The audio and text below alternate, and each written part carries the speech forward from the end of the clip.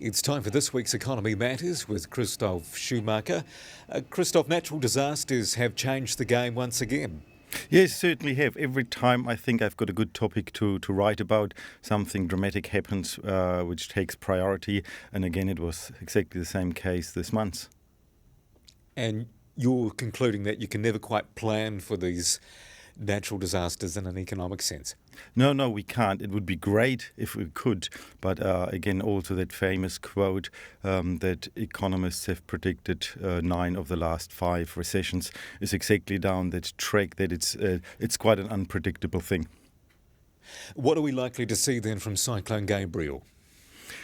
Well, first of all, it will hit our GDP and our growth rate, and that's bad because we're already talking about recession. The predictions were that our economic growth will be slowing down, and it will hit inflation. And again, we're already operating in a high inflation environment, so double factor here, which we weren't hoping for really.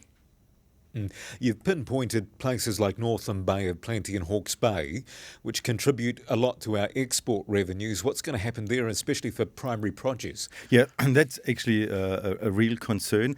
We are not the biggest exporter in the world, but about 70% of our exports come from the primary sector, and there has been a lot of destruction. So we will see a reduction in our exports, but also the impact it will have on New Zealand itself, because food prices will inevitably go up. And we've already heard that some kumaras, for example, are probably going to be scarce this year because simply land has been destroyed, crops have been destroyed. That's not that easy to fix. Well, how long will this inflationary pressure last?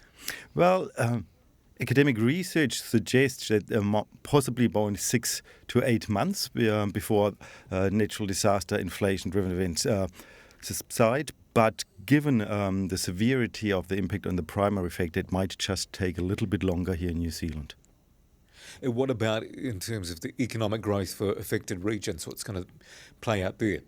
Well, we see a reduction in GDP simply because production factors have been destroyed, infrastructure has been destroyed.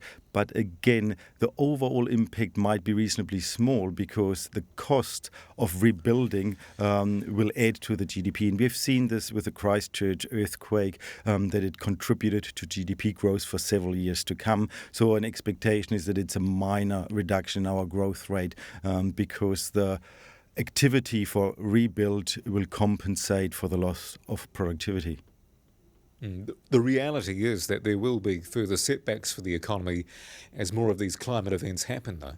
Absolutely. And we see this all over the world. The US had about 22 cyclone events last year, costing billions and billions. And as we go on, we are expecting more of these kind of disasters to happen. How can the country become more resilient then? Well, a real damage to the economy is sort of the opportunities we lose by simply rebuilding things rather than developing new things. So I think the country needs to switch in a completely different mode by not just rebuilding infrastructures and production factors, but thinking ahead so we can future-proof and actually develop and improve what we have rather than simply just focusing on a rebuild. And you've described that as a build better approach. What is that? Well, we've heard, and a lot of information came through, that decisions had been made in the past that were suboptimal.